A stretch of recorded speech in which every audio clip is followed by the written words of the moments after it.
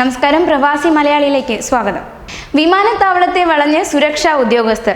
Siren മുഴക്കി ചീറിപ്പാഞ്ഞു വരുന്ന ആംബുലൻസുകൾ. ഒട്ടും വൈകാതെ അടച്ചിട്ട വിമാനത്താവളം. ബുധനാഴ്ച ആംസ്റ്റർഡാമിലെ ഷിപ്പോൾ വിമാനത്താവളത്തിൽ ഉണ്ടായിരുന്നവർ എന്താണ് സംഭവിക്കുന്നതെന്ന് അറിയാതെ പരുങ്ങലിലായി. പോലീസ് നടത്തിയ സുരക്ഷാ ഓപ്പറേഷനിൽ എന്താണ് നടക്കുന്നതെന്നറിയാൻ എല്ലാവരും ആശങ്കയോടെ നോക്കി. പിന്നെയാണ് കാര്യം മനസ്സിലായത്.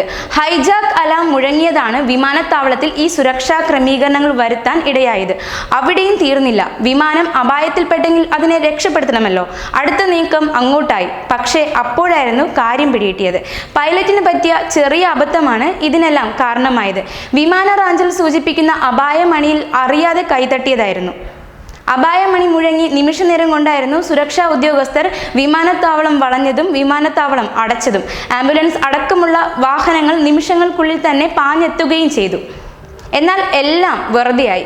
പൈലറ്റിന് പറ്റിയ അബദ്ധമാണെന്ന് പിന്നീട് മനസ്സിലായി. പൈലറ്റ് അബദ്ധത്തിൽ ഹൈജാക്ക് അലാറം മുഴക്കിയതാണ് വിമാനത്താവളത്തിൽ വലിയ ആശങ്കകൾക്ക് ഇടയാക്കിയത്. ബുധനാഴ്ച ആംസ്റ്റർഡാമിലെ ഷിപ്പോൾ വിമാനത്താവളത്തിലാണ് ഈ സംഭവം നടന്നത്. സ്പാനിഷ് എയർലൈനായ എയർ യൂറോപ്പയുടെ ഡച്ച് തലസ്ഥാനത്ത് നിന്ന് മാഡ്രിഡിലേക്കുള്ള വിമാനത്തിലാണ് അബദ്ധത്തിൽ ഹൈജാക്ക് അലാം മുഴങ്ങിയത്. 27 യാത്രക്കാരാണ് ഇതിലുണ്ടായിരുന്നത്. ഹൈജാക്ക് അലാം മുഴങ്ങിയതോടെ ഡച്ച് പോലീസ് സുരക്ഷാ ഓപ്പറേഷൻ ആരംഭിക്കുകയായിരുന്നു. എന്നാൽ ഈ സംഭവത്തിൽ വിമാന കമ്പനി പിന്നീട് മാപ്പ് ചോദിച്ചു.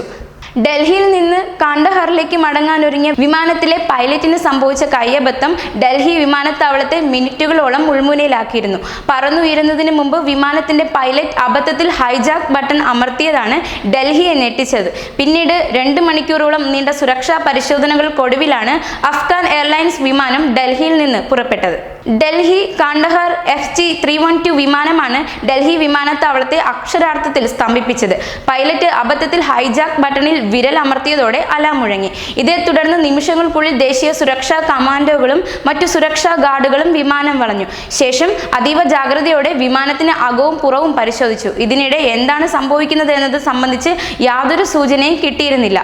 കിട്ടാത്തതോടെ യാത്രക്കാരും പേടിക്കാൻ തക്ക യാതൊന്നുമില്ലെന്ന് ഉറപ്പിച്ച ശേഷമായിരുന്നു NST സംഘം പിൻവാങ്ങിയത്. ഏകദേശം 2 മണിക്കൂറോളമാണ് പരിശോധനകൾ നടത്തിയത്. ഇതിനുശേഷമാണ് വിമാനത്തിന് പുറപ്പെടാൻ അനുമതി കിട്ടിയത്. ഈ സംഭവത്തെക്കുറിച്ച് വ്യോമയാന മന്ത്രാലയം ഔദ്യോഗികമായി അന്ന് പ്രതികരിച്ചിട്ടുണ്ടായിരുന്നില്ല. ഏതായാലും ഇത്തരത്തിൽ ഒരു സമാനമായ സംഭവമാണ് ആംസ്റ്റർഡാമിലും ഉണ്ടായിരിക്കുന്നത്. ഈ 2 സംഭവങ്ങളും കൂടി താരതമ്യം ചെയ്യുമ്പോൾ ഇങ്ങനത്തെ ഒരു സംഭവം ഉണ്ടായാൽ എന്തുമാത്രം സുരക്ഷയാണ് ഒരുക്കുന്നതെന്ന് അറിയാൻ സാധിക്കും. കൂടുതൽ പ്രവാസി വാർത്തകൾക്കായി ഈ ചാനൽ സബ്സ്ക്രൈബ് ചെയ്യും.